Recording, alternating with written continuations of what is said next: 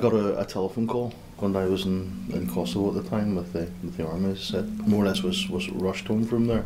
So before I even got home to find out what happened, there was sort of 48 hours with no sleep. Couldn't make sense of anything really at the time. Was getting conflicting stories from my family and the police. Police weren't allowing me back into the house. The car was seized. Getting information was really difficult. It was into day 3 before I actually got to see her. At that time, question I think she was answering just with whatever she thought you wanted to hear. It was like she was sitting talking to a stranger. She was given bail conditions that basically prevented her from leaving the house almost. The biggest concern it was my kids. I mean, the amount of things to worry about just piled on. I went to sort of an extreme level of depression initially. Found it very hard, even just doing day-to-day things, you know, like getting the kids fed, stuff like that.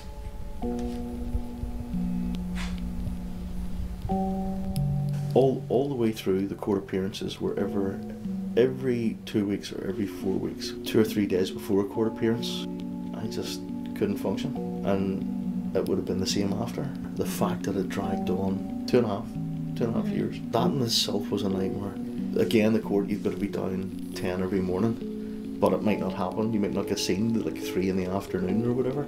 Apart from maybe the last 2 appearances, everything would have been calling out the name, and when she stood up, it would be, right, come back in 2 weeks, or come back in 4 weeks, and you come back in another 4 weeks, and it's just exactly the same. It really seemed to make the going down to court seem pointless. That's not, I mean, the hardest bit of the whole thing to take is the hurt that it does your kids. I mean, everything from, we had reporters camped out, you had phone calls. To even try and put your point of view across, to use the papers would be catastrophic to the kids. It was just, I know they're not interested in my side of the story, they're just interested in selling papers. We were on the front page of a newspaper locally for 4 months. Can't hide from that, you know. The kids had to go through that every day, every week, and back to school. You know, I feel like the kids and I were punished every bit as much.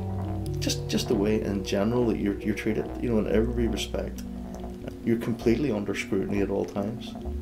You know, and if not from, you know, if you're going up to visits, if it's not from the staff up there, you know, even from the neighbours and friends and stuff like that as well, it does change your mentality, you know, absolutely. You just sort of try and hold on to as much of your life as you have left.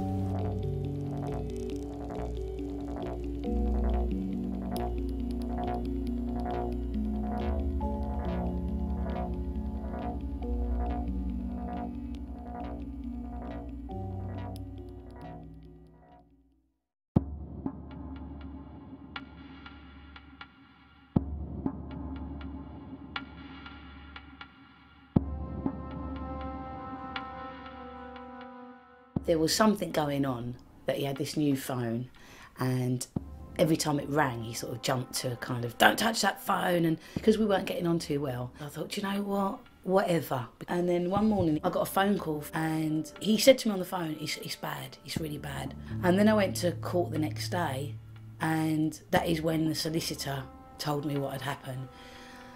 And then I just started screaming outside the court, shouting, and I could only describe it as a tsunami had hit my world. It was just so devastating.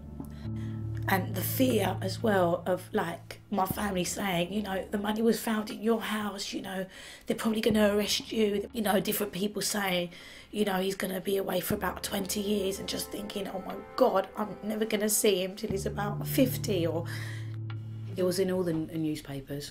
I feel like everyone in the street knows my life. It really makes you feel that you are just dirt yourself. But it's something you get better at hiding. You know, you don't tell people, you don't talk about it. But then when it first happened, I would tell random people. I remember just telling somebody in the park about it and then wondering why she was running away, because it was just so big that I needed to talk about it.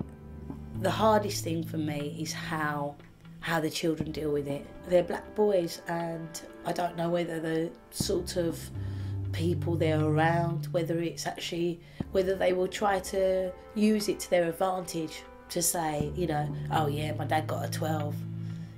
The little one, he thinks dad's at work, you know, obviously ridiculous. This weekend, the first thing he said when he woke up, he said, how old will I be when daddy comes home from work? And it's like, oh, you'll be big, you'll be bigger.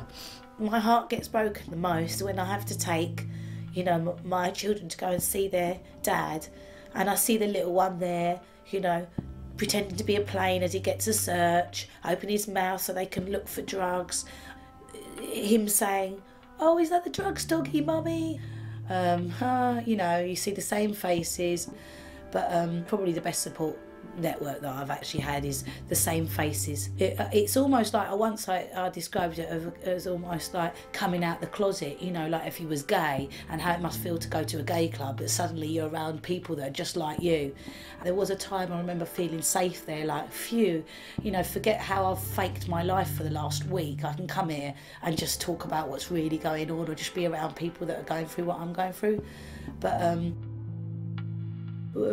pre his arrest, I was somebody that always wanted more, and I did feel, you know, like, oh, was it my fault? Maybe because we were going through counselling, maybe he thought that he was going to lose me because he couldn't provide for me, maybe. And then the day when he got arrested, it was the first time I said, oh my gosh, what I would do just to sit and watch TV with him. So,